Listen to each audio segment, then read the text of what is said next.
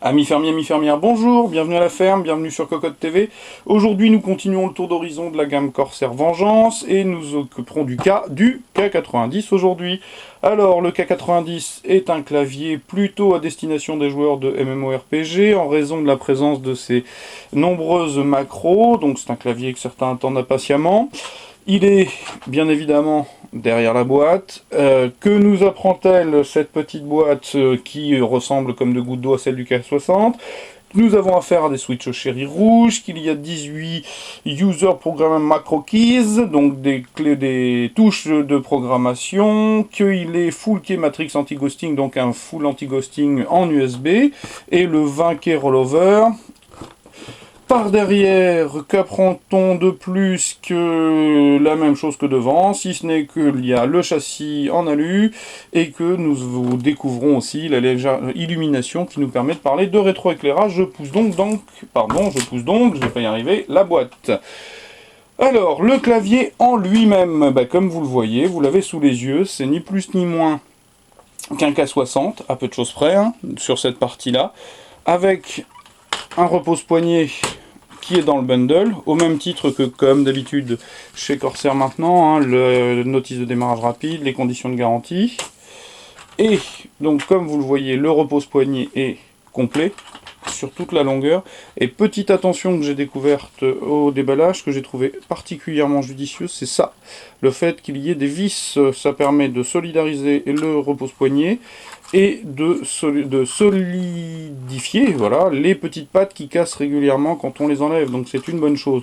On retrouve la même matière, hein, donc un espèce de soft touch percé de multiples petits trous, très confortable. En tout cas sur le K60, j'avais trouvé ça très très bien fichu. Et le clavier en lui-même, bien, donc une plaque d'alu brossée. On trouve en haut les différents profils. Sur la gauche, les touches de programmation, au nombre de 18. Sinon, sur la droite, nous avons donc affaire à la superbe molette, les touches multimédia classiques, le blocage de Windows, les LED d'activation. Cette petite touche supplémentaire que nous n'avions pas sur le K60 doit être normalement destinée au rétroéclairage. Donc, les touches sont recouvertes d'une matière pas tout à fait comme le soft touch, mais presque. Donc c'est très doux, très agréable au toucher, véritablement pas mal. Donc bien entendu, on est sur du rouge sur cette partie-là, et celle-ci et celle-là, pardon, puisqu'on se retrouve à nouveau les membranes ici. Et ici, ce sont aussi des membranes. Alors, les deux petites choses qui donc choquent tout de suite à la prise en main, c'est ces membranes.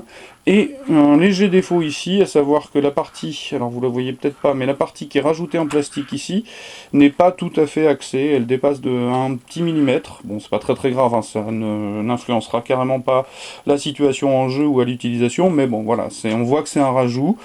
Dessous, bien comme d'habitude, hein, pas grand chose de particulier si ce n'est les pattes de surélévation à l'arrière, les patins. Par contre, pas de pattes devant.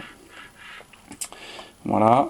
Je reviens sur la tranche avec un USB, le câble tressé de grosse section qui passe par donc la fameuse couleur bleu Corsair et les deux USB que vous mettrez à l'arrière de votre PC. Que dire d'autre? Eh bien que, comme nous sommes sur du rouge, bien évidemment, il sera certainement particulièrement confortable. Que nous n'avons pas encore branché le clavier sur la machine, donc nous ne pouvons pas vous dire comment est le logiciel. À l'heure où vous verrez cette vidéo, d'ailleurs, un nouveau firmware est sorti pour le K90, si je ne dis pas de bêtises, comme quoi Corsair reste réactif sur ses produits. Et voilà, que nous avons donc un K60 en plus gros, avec les macros, et que, a priori, je pense que la situation devrait être la même, à savoir un excellent clavier, avec le petit regret, les touches membranes. Bien, sinon, au-delà de ça, on a un clavier full alu, c'est la classe à Dallas, et voilà.